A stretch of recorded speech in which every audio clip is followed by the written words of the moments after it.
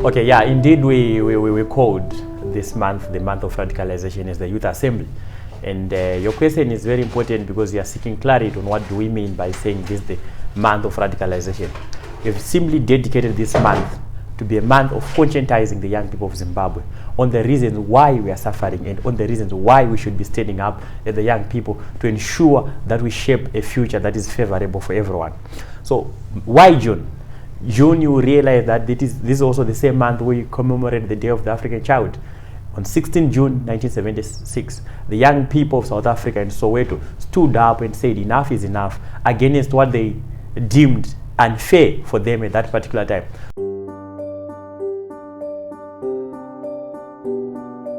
I am Taurai Gakanji Kandishaya, a human rights activist as well, leading one of the civic society organizations, which is Zimbabwe Citizens Forum. MDC Alliance issued a statement that they are going to do demonstrations, and they are doing it under the banner of wanting the nation to move forward. But previously, there was a demonstration that was done on the 1st of August 2018, and 6 people died. The other was done on the 14th of January 2019, 14 people died. And it simply means they want a repeat of death for the people of Zimbabwe. Sad news, after those people died, they issued a statement saying that the people who died were innocent. This simply means guilty people do not die. They are sacrificing innocent people to move their agenda. Who benefits after demonstration? Is the MDC Alliance. Is the top echelons in the MDC Alliance.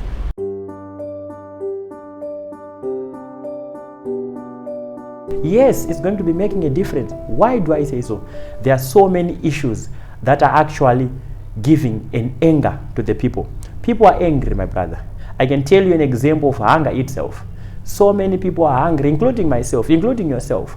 You're not getting the basics as we used to get them in the past. This is because the state the government has failed to bring the economy to stability. So the issues of inflation in itself are motivating the people to come together. So yes, it might have happened before, but the issues that we are then facing today are quite different in a way that will then bring people together. What I'm simply saying is people are ready already because they've been motivated to stand up by the difficulties that they are facing. When you don't get the basics in your house, when you don't get bread in the morning when you expect to get it, when you don't have enough money to take you from point A to point B because transport fares are now high, when you don't get fuel whilst you go to a fuel service station, all those things are bringing people together to say it's high time then to confront the the architecture of these challenges.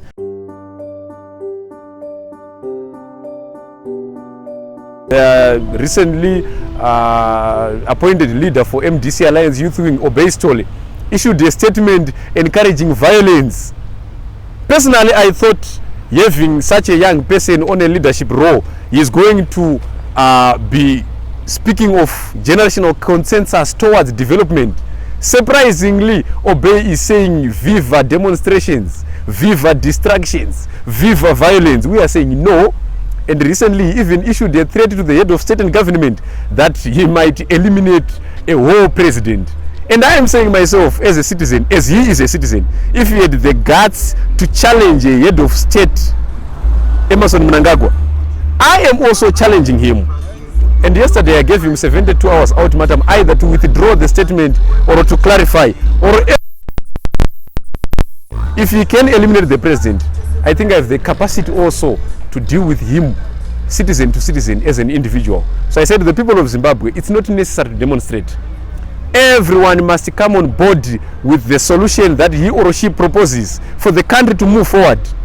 Everybody must put his or her will or her arm on the wheel to make things happen, to turn around our economy for the benefit of all Zimbabweans, not to sacrifice people in streets. Those guys were never at the forefront of demonstrations. Chamisa was never at the front. It was never at the front. Obeistole was never at the forefront. Who do they want to lead demonstrations? Who do they want to die? It's very bad.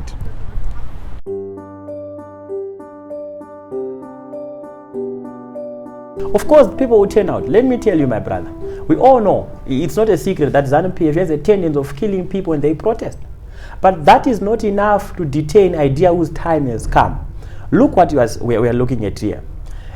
Even if a person chooses not to occupy the streets to protest against ZANU-PF, the very same person is still going to face death. Why? Because hunger is knocking at each and every person's doorstep.